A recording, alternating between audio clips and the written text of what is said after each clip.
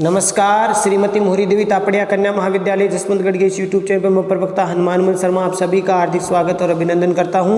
प्यारे विद्यार्थियों, बीए तृतीय वर्ष की कक्षा में हिंदी साहित्य विषय के अंतर्गत आधुनिक काव्य जो प्रथम प्रश्न पत्र है उसमें हम विगत वीडियो से कवि नरेश मेहता जी कविता वैष्णव यात्रा को पढ़ रहे हैं। प्यारे विद्यार्थियों, ये आज की कविता के अंतिम पद है और नरेश मेहता जी कविता वैष्णव यात्रा की। तो प्यारे विद्यार्थियों, चलिए अब हम देखते हैं नरेश मेहता जी की रचना वैष्णव यात्रा।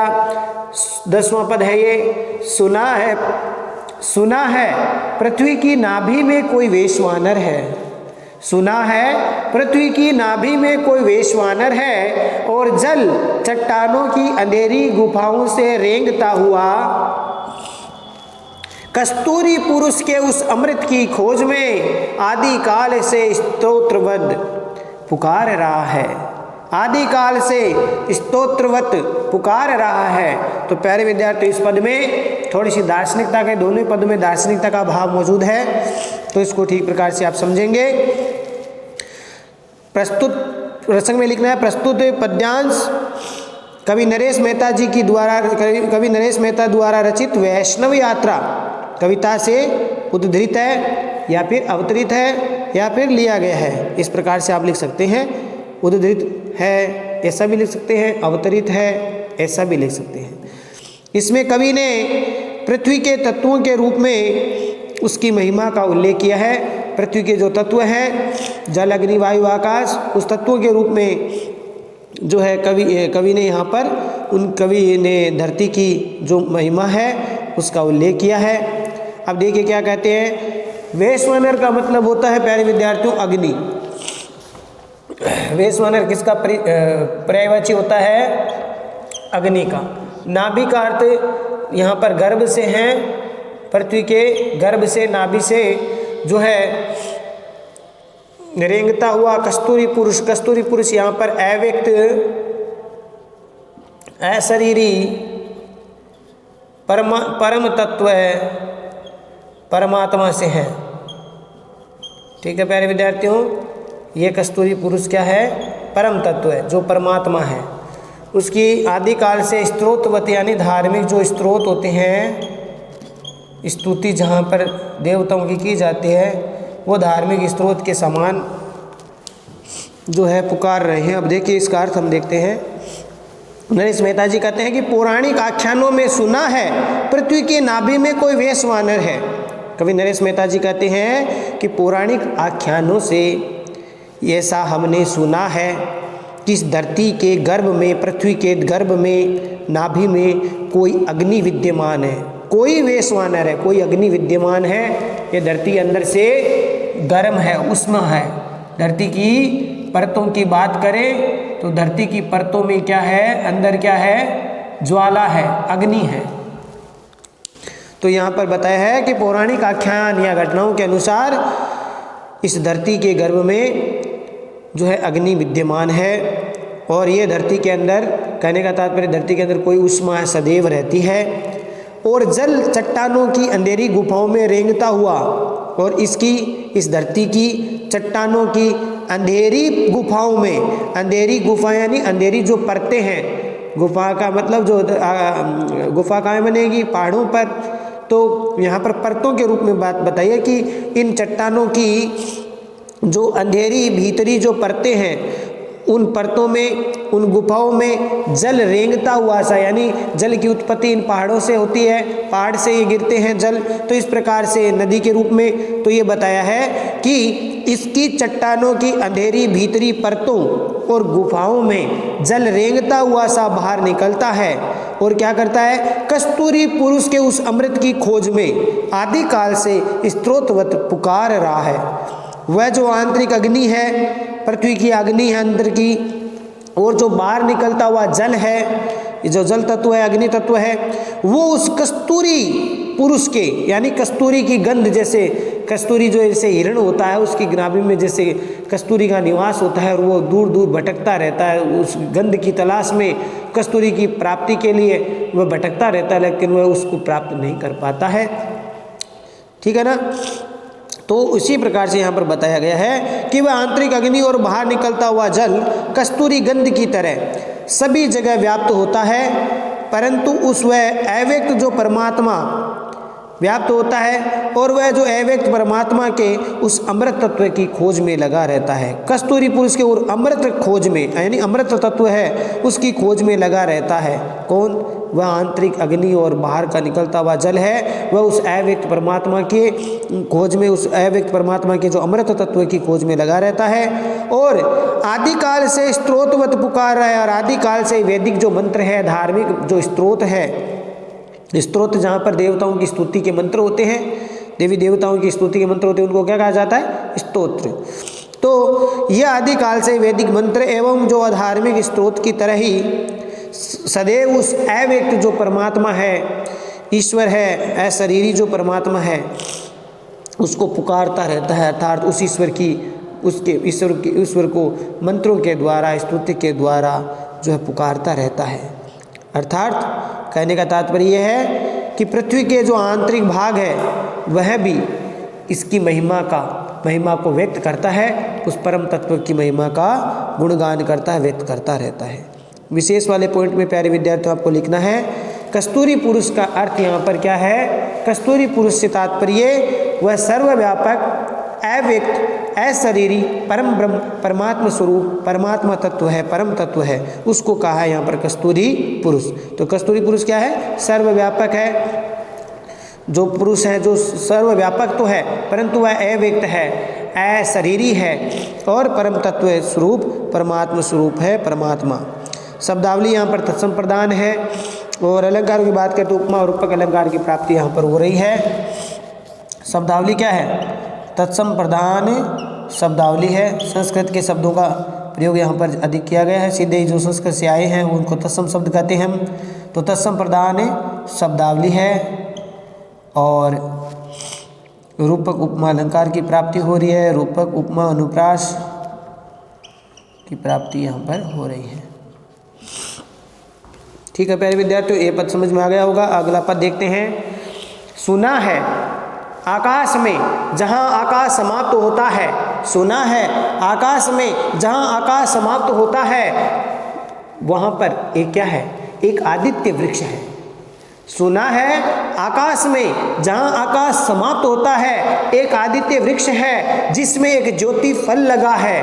वट, पीपल और दुर्वा दल वाली सारी वनस्पतियाँ ऊर्ध्वताएं सनातन से ही उस ज्योति फल के लिए स्वाहा हो रही है।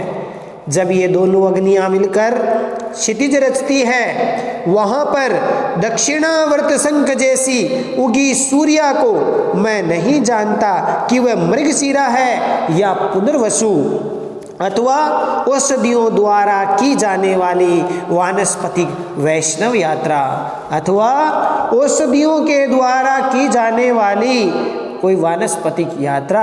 तो प्यारे विद्यार्थियों, ये भी पद दार्शनिकता का भाव लिए हुए हैं। पौराणिक आख्यान, जो पौराणिक ग्रंथ है, वैदिक जो मंत्र है, उसमें जिस प्रकार से ईश्वर को एक प्रकाश पुंज का रूप में चित्रित किया गया है, उसी को ही यहाँ पर कवि ने भी उस आदित्य वृक्ष के समान, उस ज्योति फल के समान यहाँ पर उपमित किया गया है। तो यहाँ पर आदित्य वृक्ष यानी सूर्य रूपी वृक्ष है। सूर्य रूपी वृक्ष, सूर्य रूपी क्या है? ये एक वृक्ष।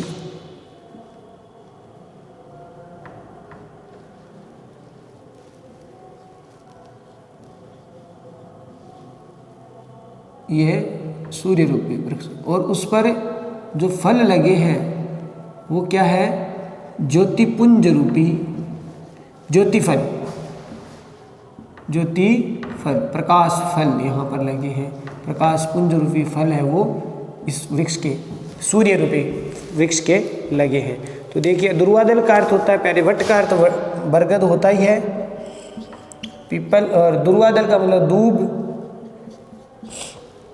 और वानस्पति ऊर्ध्वताएं मन ऊपर की ओर, उच्च अवस्था, उच्चावस्था की ओर, ऊपर की ओर, ऊर्ध्व। ठीक है। सनातन काल से, शाश्वत सनातन से, शुरू से ही, आरंभ से ही आदिकाल से ही, ठीक है, सनातन शाश्वतता से उस ज्योति फल के लिए स्वाहा आहूत हो रही है, आहूत हो रही है। और जब ये दोनों अग्नियाँ कौन सी है? 2 अग्नियाँ। कौन सी अग्नि?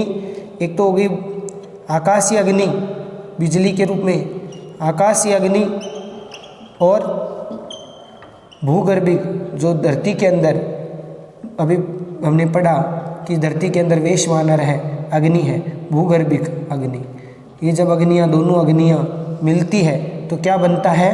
क्षितिज बनता है, ऐसा कहा है।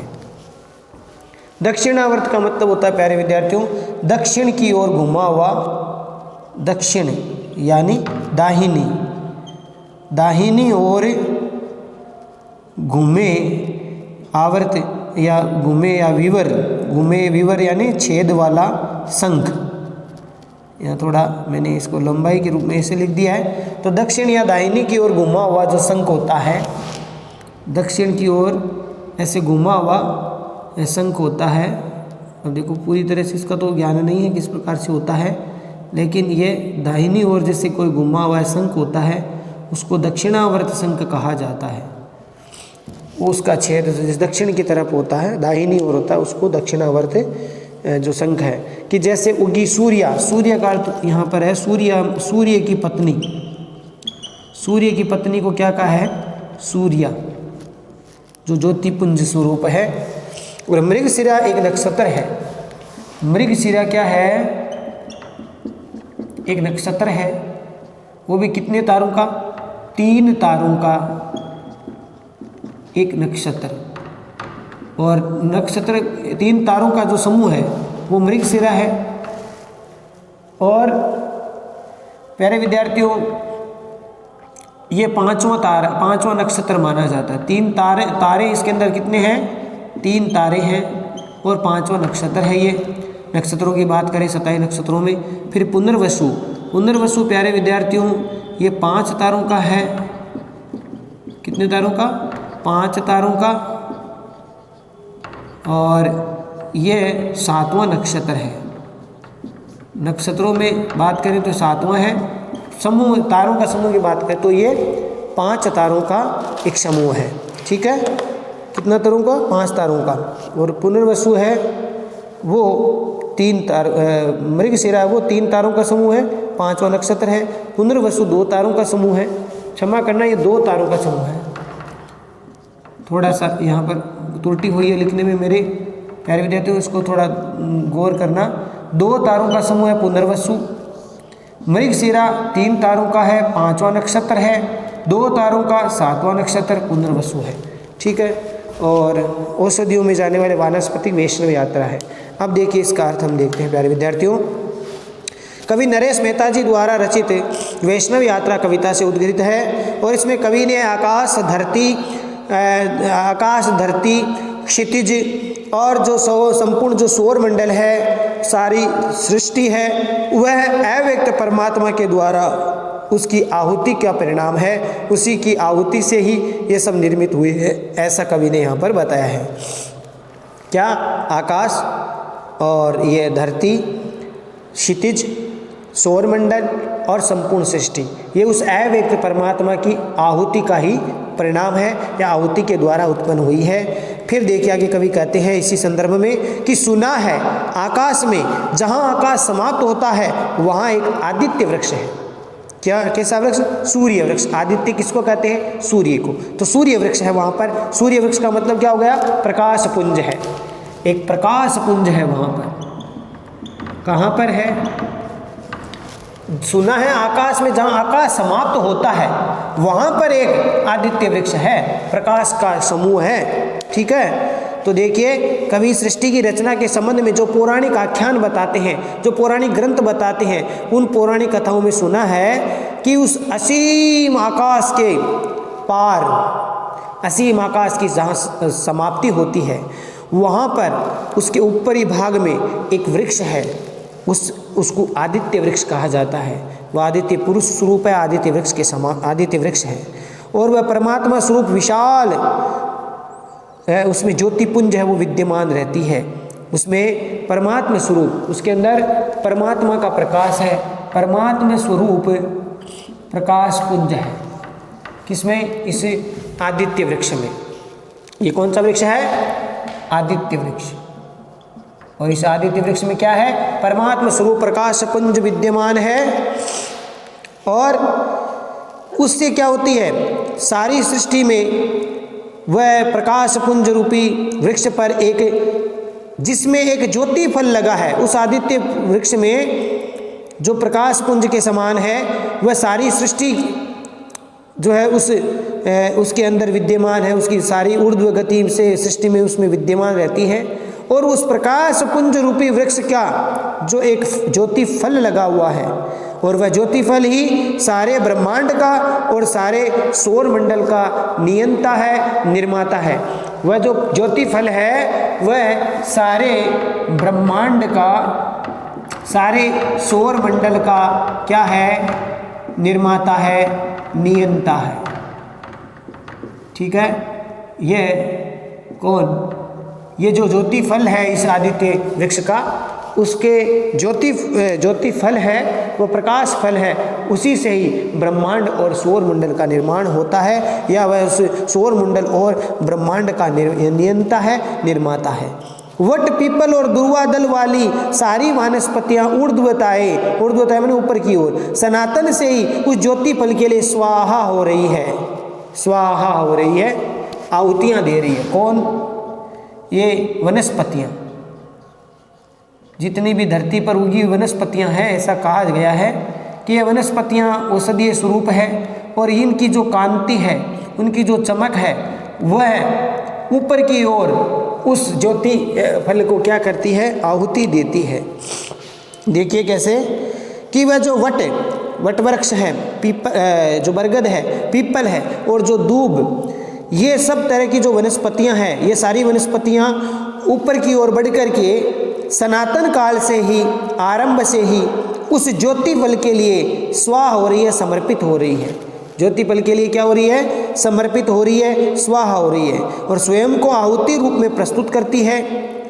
कहने का तात्पर्य है कि धरती पर उगने वाली जो सारी वनस्पतियां हैं, वह उसी अव्यक्त परमात्मा की आहुति रूप में पनपती है।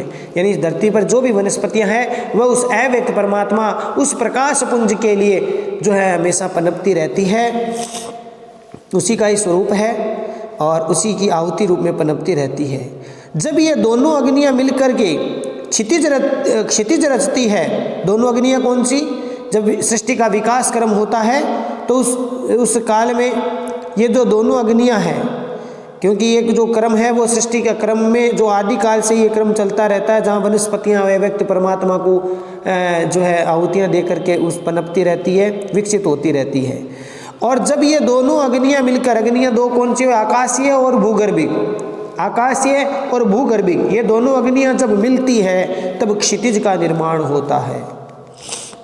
कवि नरेश मेहता जी कहते हैं, जब ये दोनों अग्नियाँ मिलती है, भूगर्भिक और आकाशीय, तो इनसे मिलने पर क्षितिज की रचना होती है। कहने का तात्पर्य यह है कि आकाश और धरती का जो मिलन बिंदु का क्षेत्र होता है, उसको हम क्या कहते हैं? क्षितिज कहते हैं। तो आकाश और धरती के मिलन बिंदु का क्षेत्र का निर्माण होता है, अर्थात क्षितिज का निर्माण होता है। और ऐसी स्थिति में अत्यधिक मंगलकारी शंख के समान वहाँ पर, उस स्थिति में वहाँ पर अत्यधिक मंगलकारी दक्षिणावर्त जो शंख होता है, वह शुभ माना जाता है, मंगलकारी, कल्याणकारी माना जाता है।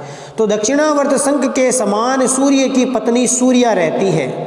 और इस संबंध में मैं नहीं जानता, सूर्या रहती है यानी सूर्य की पत्नी जो सूर्य है वो रहती है। और इस संबंध में कवि कहते हैं कि मैं नहीं जानता कि वह मृगशिरा है या पुनर्वसु, कि मैं यह नहीं जानता कि वह कौन सा नक्षत्र है, मृगशिरा नक्षत्र है या पुनर्वसु नक्षत्र है, या फिर समस्त अथवा औषधियों के द्वारा दी जाने वाली कोई वानस्पति वैष्णव यात्रा, या फिर सारी औषधियों के द्वारा धरती पर उगी हुई है, उन सारी औषधियों के द्वारा दी जाने वाली वानस्पतिक वैष्णव यात्रा है। कवि का तात्पर्य यहाँ पर यह है कि इस धरती पर उगने वाली जो औषधियाँ हैं, दवाइयाँ हैं, उनकी जो कांति या चमक, आभा है, वह निरंतर क्षितिज में फैलती रहती है। और वही कांति या आभा वनस्पतियों से संबंधित है। और अब ये नहीं पता कि वह नक्षत्र में मृगशिरा है या पुनर्वसु नक्षत्र है, ये स्पष्ट रूप से मैं नहीं कह सकता। तो यहाँ पर कवि यह कहना चाहता है कि क्षितिज पर जो फैलने वाली जो कांति है, क्षितिज के ऊपर जो फैलने वाली कांति या चमक या आभा है, उसी को सूर्य की पत्नी सूर्या कहा है। ठीक है प्यारे विद्यार्थियों, तो इस प्रकार से दार्शनिकता का भाव बताया है। यहाँ जो वानस्पतिक जो आभा या चमक उसको वैष्णव यात्रा के रूप में बताया है। वो वानस्पतियाँ एक वैष्णव यात्रा की तरह उस क्षितिज में जो है चमकती रहती है। और विशेष वाले पॉइंट में प्यारे विद्यार्थियों आपको लिखना है, पुरुष सूक्त जो ऋग्वेद काल में या यजुर्वेद में जो पुरुष सूक्त है, उस पुरुष सूक्त को और जो पुराणों में सृष्टि रचना का जो क्रम बताया गया है, उसमें परमात्मा को तेज पुंज माना, यानी पुरुष सूक्त में या पुराणों में उस अव्यक्त परमात्मा को तेज पुंज की संज्ञा दीजिए। अर्थात वह परमात्मा कैसा है, तेज पुंज के समान है, प्रकाश स्वरूप है। और उसी प्रकार का भाव यहाँ पर नरेश मेहता जी ने इसमें कविता में किया है। और उस परमात्मा को तो उन्होंने आदित्य वृक्ष का नाम दिया है और उसका जो फल लगा है वो ज्योति फल है। ठीक है, तो वह तेज पुंज है, ज्योति फल और आदित्य वृक्ष के रूप में उसको दर्शाया है। आकाश, क्षितिज और धरती की रचना उन्हीं के अनुसार हुई है, उनके उस जो ज्योति फल है उसके अनुसार ही हुई है। और क्या लिख सकते हैं आप कि मृगशिरा है वो 3 तारों का समूह है और 5वां नक्षत्र है। पुनर्वसु 2 तारों का समूह है और 7वां नक्षत्र है, ऐसा यहाँ पर ज्योतिष में कहा जाता है। और ये दोनों नक्षत्र है वो क्षितिज पर मंद मंद रूप से चमकते रहते हैं और उनको ये वनस्पतियों अपनी कांति से उनको चमक प्रदान करती है, ऐसा माना जाता है कि वनस्पतियाँ औषधियों से वो कांति वाली बनती रहती है। तो ये थी आपकी कविता नरेश मेहता जी की वैष्णव यात्रा। आशा है ये आपको समझ में आ गई होगी।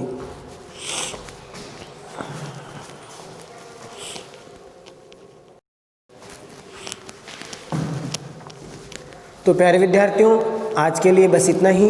अगले वीडियो में फिर हाजिर होंगे किसी नए पाठ को लेकर के। अब नरेश मेहता जी का ये पाठ पूर्ण हुआ आपका, ठीक है। और उसके बाद में प्यारे विद्यार्थियों हम नए टॉपिक को लेकर फिर हाजिर होंगे। तब तक के लिए इन पदों की व्याख्या को ठीक से पढ़ना, आपको नोट्स बनाना है और याद भी करना है। चैनल को लाइक, शेयर और सब्सक्राइब करना ना भूलें। जय भारत, जय हिंदी। धन्यवाद विद्यार्थियों।